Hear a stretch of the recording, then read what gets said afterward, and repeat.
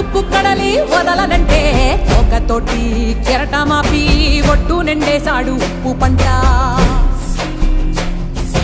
గొడ్డుకారం ముక్క మునిగి పైకి పొక్కుతుంటే చిన్న తల్లి కంటిరెప్ప నంటకుండా తిప్పే గాలివాటం.